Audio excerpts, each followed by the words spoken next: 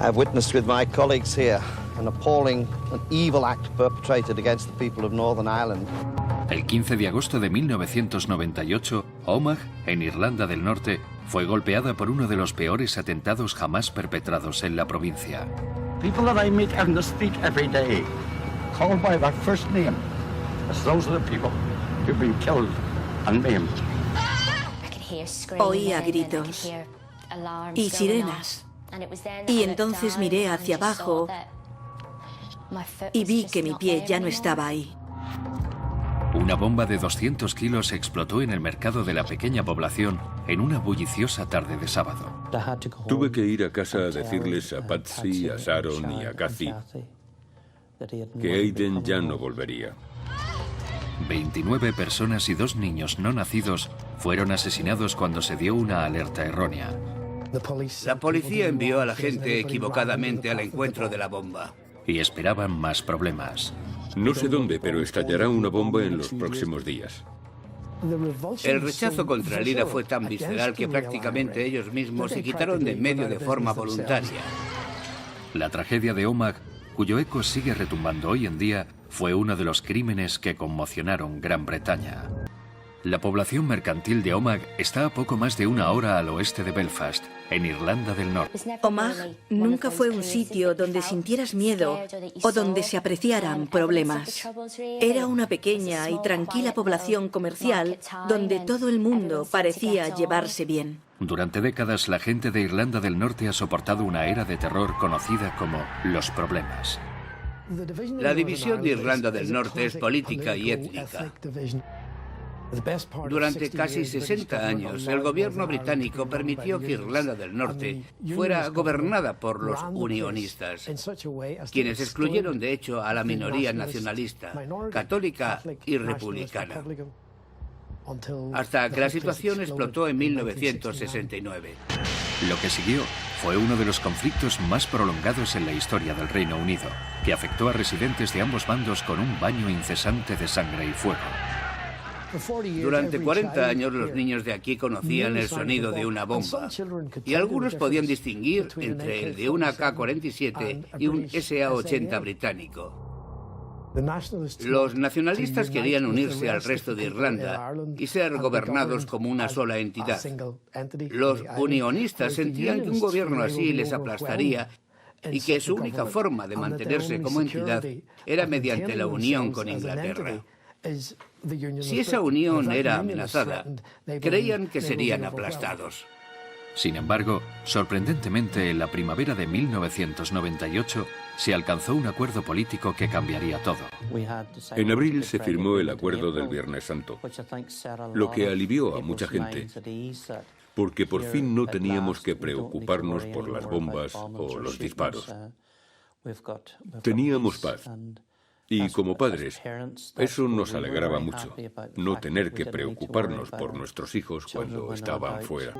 4 meses después de este histórico acuerdo, Omagh disfrutaba de una tarde de verano. Susan Travis había vuelto de la universidad para pasar las vacaciones. Estábamos perezosas aquella mañana y nos tomamos nuestro tiempo. Aquel día teníamos que ir a la ciudad porque mi madre me iba a acompañar a la agencia para sacar el billete para volver a Liverpool en septiembre. Por alguna razón decidimos ir por la tarde.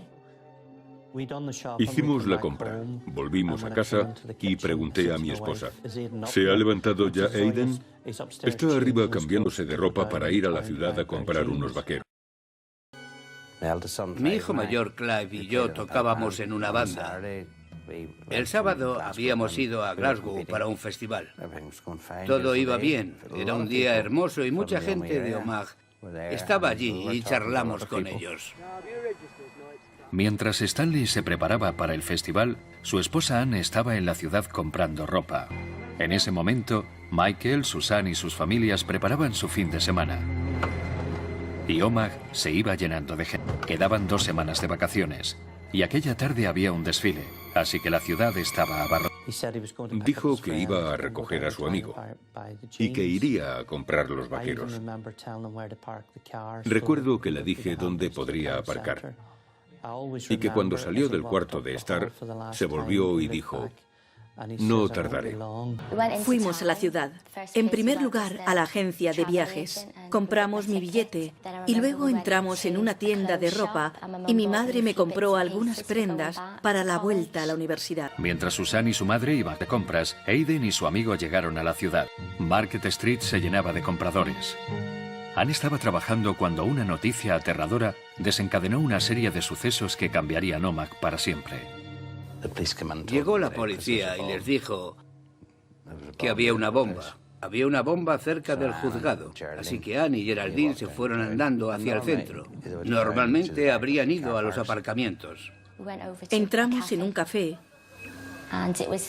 y mientras estábamos almorzando, llegó la policía. Recuerdo que parecían muy asustados y dijeron, tienen que salir, todo el mundo tiene que salir fuera ahora. Hay una bomba en la ciudad. Son las 3 en punto de la tarde. Seguíamos hacia donde iba la gente y la policía nos pidió que fuéramos hacia el fondo de la calle. Pero la gente estaba muy tranquila, no había pánico. Creo que pensábamos que estábamos a salvo mientras la policía nos dirigía hacia esa zona.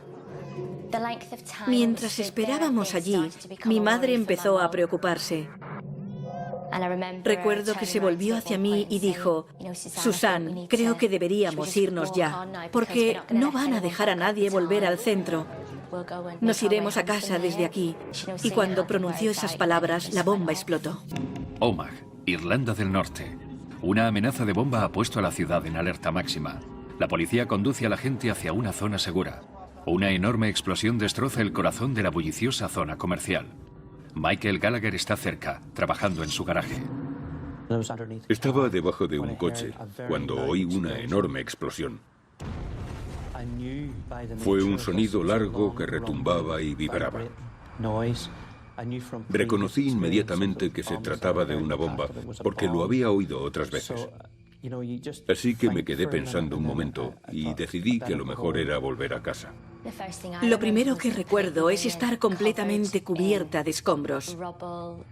Mi primera reacción cuando se produjo la explosión fue quitarme todo el escombro de la cara. Oía gritos, oías las sirenas disparándose y vi a una persona a mi lado que claramente estaba muerta.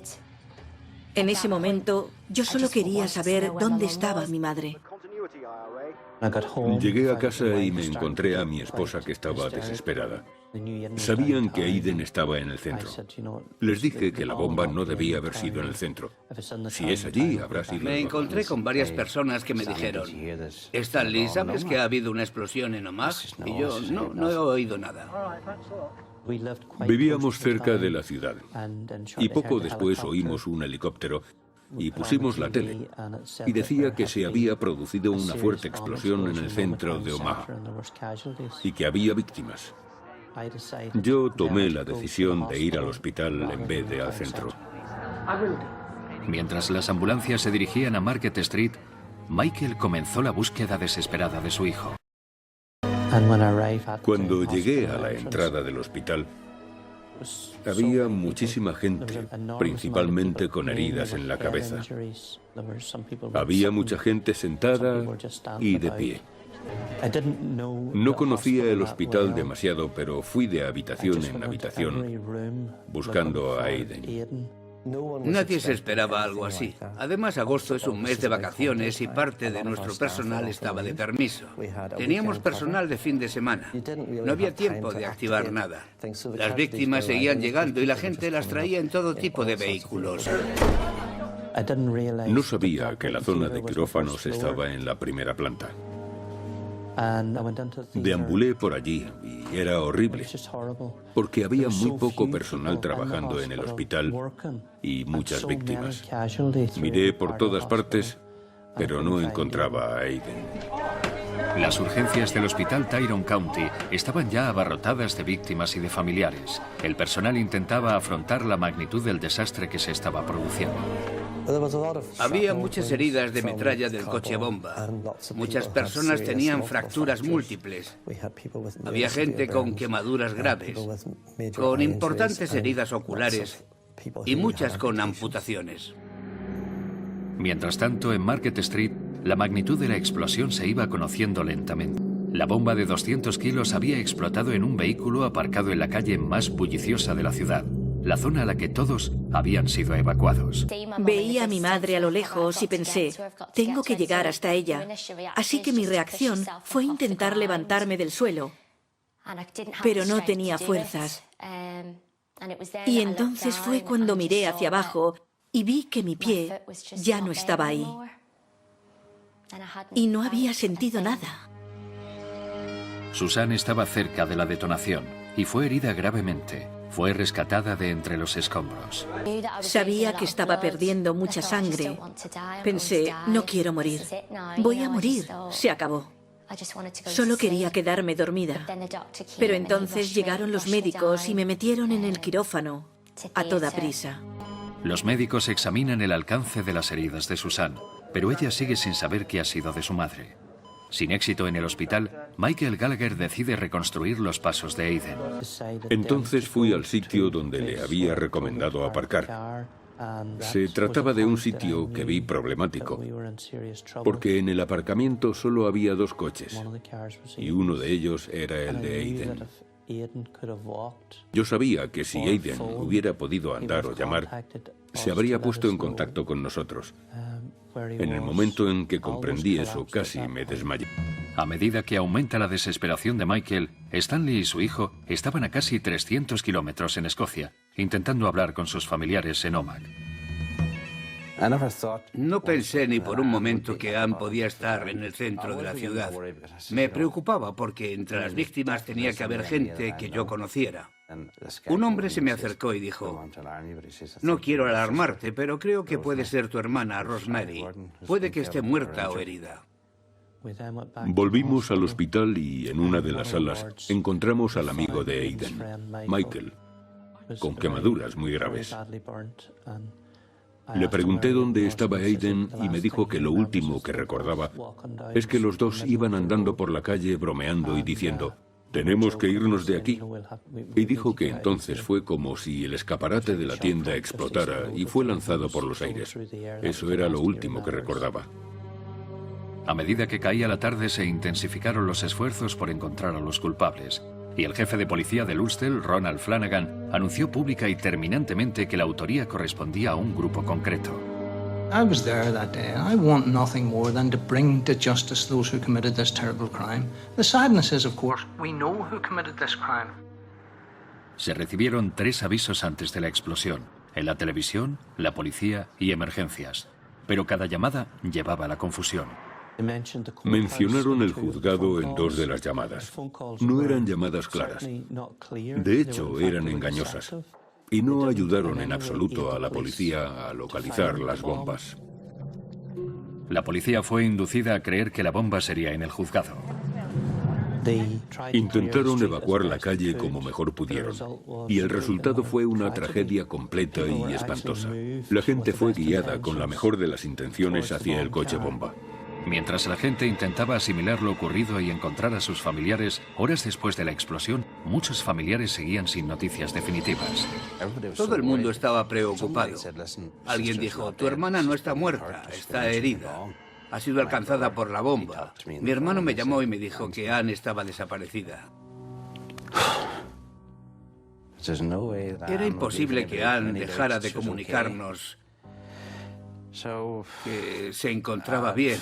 Así que me desmoroné y no podía pensar con claridad. Anne Macomb estaba desaparecida después de haber sido evacuada de su lugar de trabajo. Mientras Stanley asimilaba la noticia, el personal del hospital Tyrone County tomaba medidas para tratar a la ingente cantidad de víctimas. Llegó personal sanitario de toda Irlanda del Norte. Todos los que se encontraban en la zona acudieron. Se intentó aliviar la presión sobre el personal del hospital porque estaban abrumados. Se abrió el centro de ocio para acomodar a los familiares, para redirigir a todo el mundo. Había muchísima gente allí. Hablé con un policía y le dije, hemos oído hablar de víctimas, porque llegaban listas de personas trasladadas a distintos hospitales. Sin duda deben tener noticias sobre víctimas mortales. Eran alrededor de las 7. Clive estaba conmigo cuando recibí las llamadas. Habían identificado a Anne en la morgue. Clive lo supo y no tuve que decir nada. Ahora lo veo. Fue el peor momento de mi vida. El peor. Aquella noche, hacia las 5 o las 6 de la madrugada, fui conducido a una habitación y empezaron a hacerme preguntas. Y yo supe, por la naturaleza de las preguntas que hacían, que el resultado no iba a ser feliz. Al final de ese proceso dijeron: tenemos a alguien que se ajusta a esa descripción y vamos a pedirle que vaya al depósito provisional. Tuve que volver a casa y decirles a Patsy, a Sharon y a Kathy que Aiden no volvería a casa. Ni siquiera pude pronunciar las palabras. Simplemente nos abrazamos y lloramos. Mindless, evil people who do not care about the lives of this generation or the future generations. We will defeat them. La ciudad de Omagh acaba de ser víctima de uno de los peores atentados terroristas jamás perpetrados en Irlanda del Norte. Un coche bomba ha destrozado su calle principal, causando una completa desolación. Mientras el número de víctimas va en aumento, el hospital local está sometido a una enorme presión. Las heridas de Susan Travis son tan graves que los médicos la trasladan para una nueva operación. Recuerdo que se acercó un médico y me dijo: tenemos que pedirte que firmes esta autorización para poder amputar más de tu pierna, porque la herida está mal y tenemos que parar la hemorragia. Así que tuve que firmar aquella autorización, dándoles permiso para cortar más de mi pierna. Mientras Susan intentaba asimilar el alcance de sus lesiones, seguía sin saber el paradero de su madre. La policía se enfrentaba a un escenario de casi 300 metros, así como a cientos de personas gravemente heridas. El periodo de oro es todo lo que ocurre entre un incidente y las 48 horas siguientes. El periodo crucial para la identificación de las personas que habían realizado el atentado se había esfumado. Dónde habían abandonado los vehículos, la investigación del lugar y la localización de dónde pudo ensamblarse la bomba, la evaluación de las pruebas forenses que podía haber sobre las propias personas o sobre su ropa se perdió o fue destruida, así como los teléfonos o cualquier otro material que pudiera haber allí y que pudo haber ayudado a la investigación. Al tiempo que los servicios de emergencia comenzaban el lento y doloroso despeje de la zona, líderes de todo el mundo entero declaraban la guerra al terrorismo. Two governments will work together and will do everything that is possible within their power to hunt down those that have been responsible for this outrage. En los momentos posteriores al atentado de Omagh, tanto el gobierno británico como el irlandés Blair y Hare se mostraron horrorizados. These evil people, these mindless people who do not care about the lives of this generation or the future generations, that we will defeat them. Creían que tal vez el IRA había conseguido amedrentar a los unionistas y decían: ¿cómo pueden hablar con esa gente? Son los que han hecho explotar la bomba. Las cosas no han cambiado en absoluto. No hay ninguna diferencia. Así que ambos gobiernos colaboraron para calmar los temores unionistas. Tiraron de todos los hilos y trajeron a Bill y Hillary Clinton. Visitaron la escena. Hablaron con la gente. Tony Blair y Bertie Hare fueron a Omagh y se pasearon hablando con la gente diciendo: ha sido algo excepcional. Nos dijeron que no dejarían piedra por remover para encontrar a los responsables y llevarlos ante la justicia. Con las continuas declaraciones, las familias de las víctimas se consolaron en parte con las promesas realizadas por los líderes políticos. Había sido un grupo que se oponía al acuerdo del Viernes Santo y fue un acto de locura para llamar la atención a su desacuerdo con la marcha de las cosas. 72 horas después del ataque, el IRA auténtico asumió la responsabilidad. Al final, la repulsa hacia el IRA fue tan visceral que prácticamente abandonaron la violencia de forma voluntaria. Poco después anunciaron un alto el fuego porque sabían que no tenían apoyo.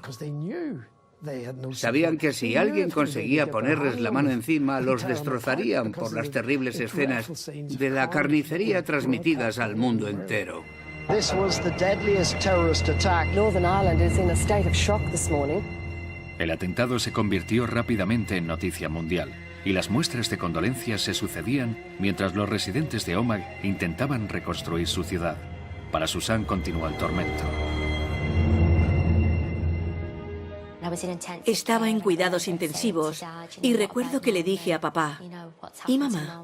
¿Qué ha sido de mamá? Me dijo que también había sido operada, que tenía una herida grave en la pierna y en el brazo. Le habían operado ambos miembros y tenía un ojo muy mal. Y entonces me dijo que no se había despertado de la operación. Pasó una semana antes de que saliera del coma y todos nos sentimos muy aliviados de saber que había despertado. La recuperación sería larga y dolorosa para Susan y para su madre. Se encontraban entre las más de 250 personas heridas en la explosión. 31 víctimas, incluyendo una mujer embarazada y sus 2 hijos gestantes, perdieron la vida. La policía se enfrentaba a una ardua tarea. El IRA auténtico lo había reivindicado, pero no se había detenido a ningún sospechoso. En las primeras 3 semanas de investigación, quedó bien establecido quiénes eran los principales sospechosos.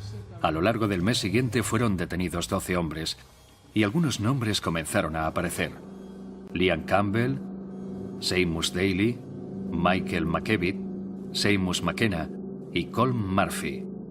Todos supuestos miembros del grupo disidente IRA auténtico. Y llegaría más información. Había que revisar casi 6 millones de grabaciones telefónicas. Así que nos centramos en las llamadas de teléfonos fijos y móviles de las personas que pusieron el artefacto en la plaza del mercado. Los investigadores estaban seguros de haber localizado el lugar donde se preparó el coche y de cómo había pasado la frontera y la ruta que había seguido hasta Omagh. Y también de la ruta que había seguido para volver a cruzar la frontera. Las pruebas que indicaban que los terroristas habían cruzado la frontera hicieron que las policías de ambos países, tanto la policía irlandesa como la del Ulster, comenzaran sus propias investigaciones. Creemos que no debió haber 2 investigaciones separadas, sino una conjunta, pero no fue así. Hubo 2 investigaciones paralelas, y a menudo un lado no sabía lo que hacía el otro, debido a la falta de confianza. La implicación de ambos cuerpos de policía debería haber creado cierta unidad, pero en realidad estaba llena de problemas. Tras la detención inicial de 12 personas, todas fueron puestas en libertad, por falta de pruebas. Y los equipos de investigación siguieron trabajando con pistas limitadas. Pero 5 meses después llegó el primer resultado. La policía acusó a Colm Murphy de conspiración. A pesar del avance, el proceso contra Murphy fue lento. Y 2 años después de la masacre, las víctimas y sus familiares seguían decepcionados. Pero unas declaraciones en televisión darían un giro completo a la investigación. Era totalmente increíble. Sabíamos que el gobierno tendría que hacer algo después de aquello, porque había demasiadas revelaciones asombrosas. Estas alegaciones cuestionaban a los servicios de inteligencia británicos, al afirmar que tenían la posibilidad de interceptar conversaciones telefónicas en directo. Fue la primera vez que supimos del programa de escuchas telefónicas de los servicios de inteligencia del gobierno. Y la primera vez que supimos que de alguna manera estaban implicados en el atentado porque habían estado controlando varios teléfonos, incluidos los teléfonos móviles del equipo que colocó el coche bomba de Omagh. La posibilidad de realizar escuchas existía desde hacía una década o 2. O más, pero no sabemos exactamente lo que se estaba vigilando y quién lo hacía y hasta qué grado. Es algo que nunca ha sido confirmado de manera clara. Cuando esos teléfonos se activaban, los servicios de inteligencia los interceptaban. Eso no ocurrió solo en Omagh. Ocurrió también en varios atentados previos. No podíamos entender cómo esa capacidad no había sido usada en primer lugar para intentar evitar los atentados y en segundo lugar por qué habría sido imposible detener a esas personas inmediatamente. Esta nueva información era comprometedora y sugería que los servicios de inteligencia estaban escuchando a los sospechosos el día del atentado. Pero ¿qué oyeron? Y si eso podría haber marcado una diferencia, sigue siendo un misterio. Además de esto, se realizó otra acusación. La policía británica controlaba Irlanda del Norte y no informó a la policía de allí de lo que estaba ocurriendo. Si las alegaciones eran verdaderas, los detectives que perseguían a los terroristas nunca recibieron la información, lo que entorpeció aún más las investigaciones. Pero ¿por qué no se había compartido algo tan relevante? Debido a sus normas y sus reglas, no la compartieron con los detectives. La compartieron con un departamento especial. Pero este no estaba autorizado a compartirla con el jefe de la investigación a cargo del atentado de Omagh. Decir que nos enfadamos es una palabra demasiado suave. Estábamos furiosos y coléricos.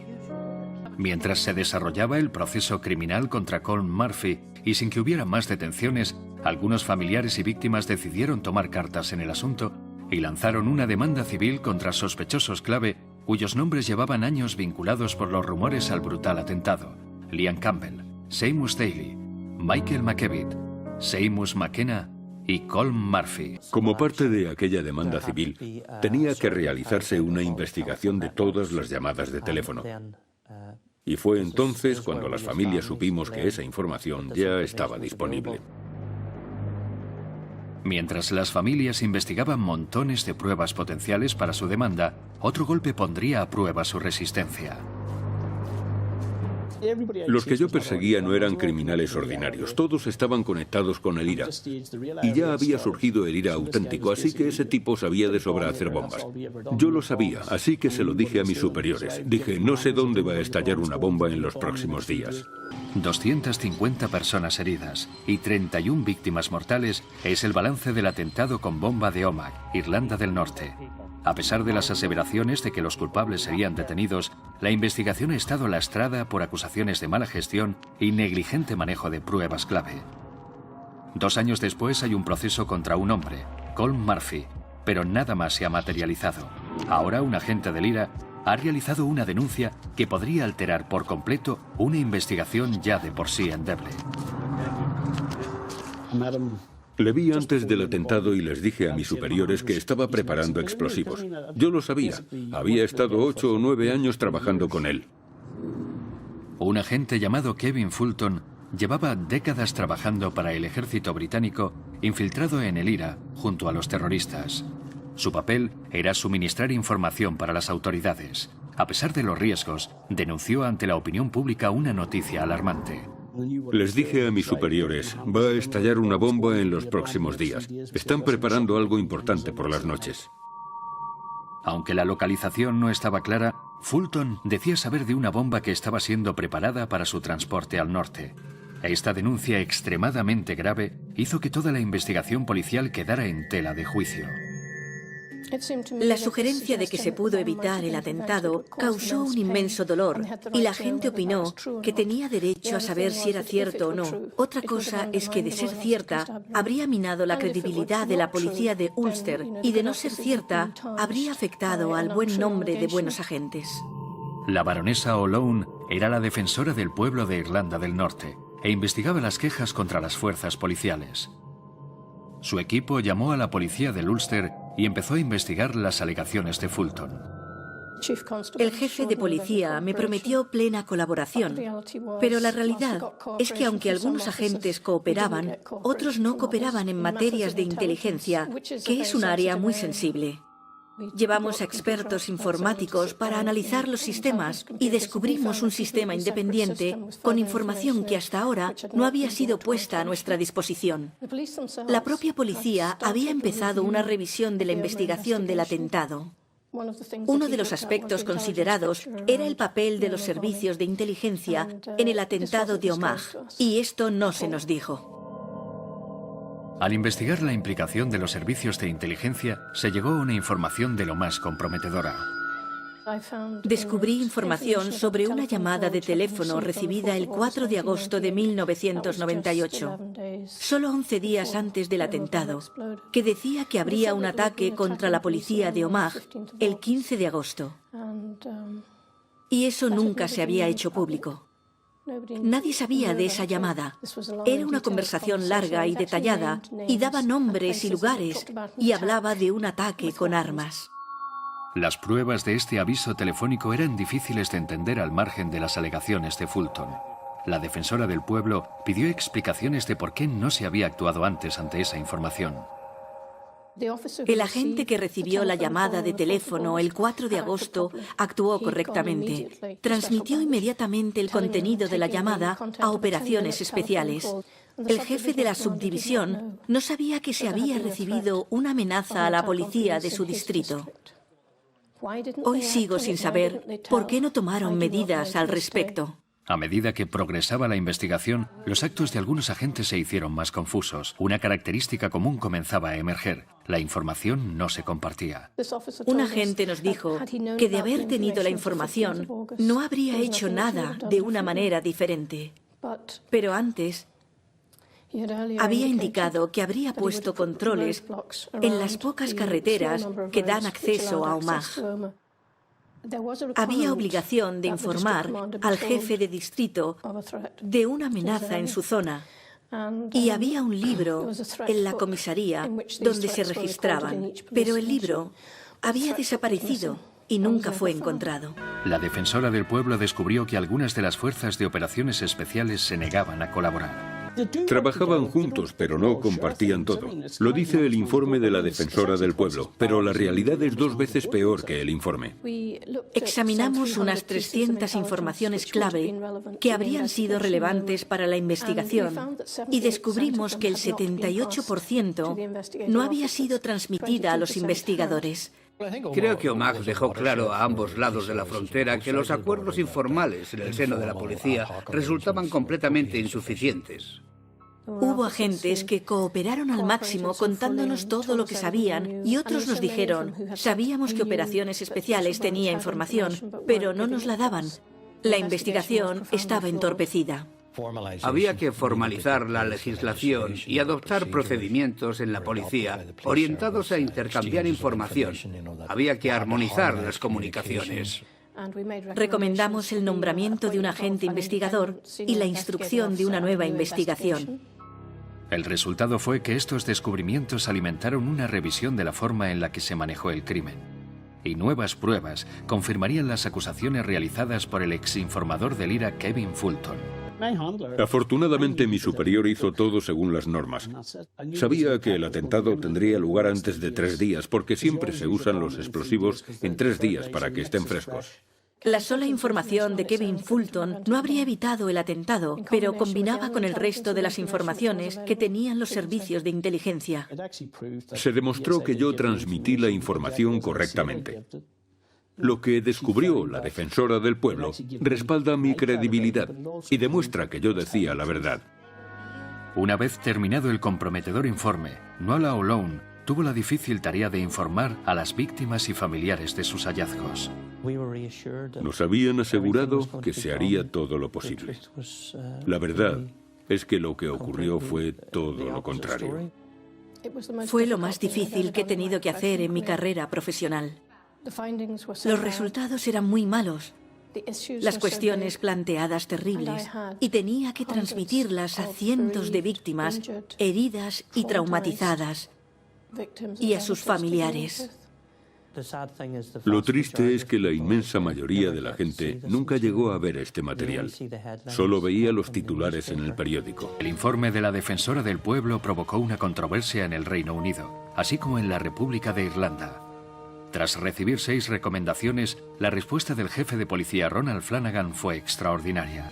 As a result of a rigorous, fair investigation, I would not only resign, I would go and publicly commit suicide. Lo negó todo con cinismo. Fue un periodo muy difícil para las familias. La defensora decía una cosa y el jefe de policía otra distinta. Pero al final las familias comprendieron que la investigación policial había fracasado. Como la investigación original dejaba tantas preguntas sin resolver, la confianza en conseguir una condena criminal estaba por los suelos. Pero al mes siguiente llegó la primera victoria. Se dictó sentencia. Murphy fue condenado a 14 años. Después de un juicio de más de 3 años, uno de los sospechosos, Colm Murphy, fue declarado culpable de conspirar para provocar el atentado de Omagh. Pero esta justicia duraría poco. Recurrió por una cuestión técnica y salió libre. Salió libre. Este golpe devastador llegó en 2005, después de que Murphy hubiera pasado solo 3 años en la cárcel. 5 años después, su sentencia quedaría anulada. Nuevos informes e investigaciones siguieron a los de la Defensora del Pueblo, examinando los fallos cometidos. En 2006, un nuevo sospechoso fue acusado, esta vez de asesinato, poniendo en marcha uno de los mayores juicios en la historia del Reino Unido. El sobrino de Colm Murphy, St. Hui, fue juzgado en relación con ADN encontrado sobre el temporizador de la bomba. After considering all the evidence brought before me, I hereby find the defendant not guilty. Se presentaron 56 cargos contra Hui, pero en un juicio espectacular todos fueron desestimados y el caso quedó vacío de contenido, convirtiendo a Hui en un hombre libre. Lo que a mi entender fue una vergüenza, un descrédito de la justicia británica. Pero las familias y las víctimas continuaron su lucha. Pasarían 2 años más antes de que hicieran historia legal con la demanda civil que habían presentado años antes. Era la primera vez en la historia que las familias de las víctimas denunciaban a los terroristas. Supuso una novedad legal. La demanda civil requiere menor peso de pruebas, 51% frente al 98% de una demanda criminal. La única opción que teníamos era demandar por dinero, básicamente. Al final, conseguimos un juicio contra 4 de los 5 demandados. Thank you. 2 members of the family have agreed to make a statement. Will there be no questions, please? I think it is a tremendous moral victory for our families. We would like to thank the police in both Northern Ireland and the Irish Republic, our legal team, and the wider community for all their support. En una victoria sin precedentes, Michael McKevitt, Liam Campbell, Colm Murphy y Seamus Daly fueron declarados responsables del atentado terrorista en Omagh. Seamus McKenna quedó libre de cargos. Las familias demandaron a los responsables por 1.400.000 libras de compensación a ser extraídas de sus patrimonios. Por fin esa gente había sido llevada ante la justicia. Tal vez no irían a la cárcel, pero al menos había habido un juicio y un juez había escuchado las pruebas y había dictado sentencia contra esas personas. Pero para los que seguían sufriendo, la lucha no ha terminado. Nuevas pruebas descubiertas por los equipos legales de algunas de las familias podrían ser por fin el desencadenante de la investigación pública que siempre han querido. Tengo derecho como ciudadano británico a saber por qué mi esposa fue asesinada en Omagh, cuando había paz en Irlanda del Norte. ¿Por qué se permitió que ocurriera esto? Necesito una respuesta. Un puñado de sospechosos ha sido hecho responsable de herir a cientos de personas y de matar a 31 víctimas aquel día de agosto de 1998. Pero ni una sola acusación criminal ha llegado a buen puerto. No iba a permitir que esa gente me impidiera hacer lo que quería hacer antes de que me ocurriera esto. Así que me gradué con todos mis amigos. Actualmente trabajo de maestra en Liverpool. De pronto mi vida dio un giro. Conocí a Martin, mi marido. Ahora tenemos una niña pequeña. Muchas cosas positivas ocurrieron a partir de aquello. Para Michael y Stanley la lucha continúa, sabiendo que el dolor causado por su pérdida quizá nunca desaparezca. Anne siempre estaba sonriendo, siempre estaba guapa. Y solo había una Anne. Si me sentara a pensar en todo eso, creo que no volvería a levantarme. Es demasiado doloroso pensar que criaste a alguien para que fuera un miembro bueno y decente de la sociedad, de tu familia, y que ya no esté. Creo que nuestros hijos deberían enterrarnos a nosotros, no nosotros a nuestros hijos. La única conclusión a la que puedo llegar es que hay gente en las altas esferas que protegen a los responsables del atentado de Omagh. We have the determination, not just here, but in the Irish Republic too, to take whatever measures we can to bring those responsible for justice. And more than that, we have a political process that has the overwhelming support of the majority of people everywhere. Together, people and leaders are moving Northern Ireland from the deep freeze of despair to the warm sunlight of peace.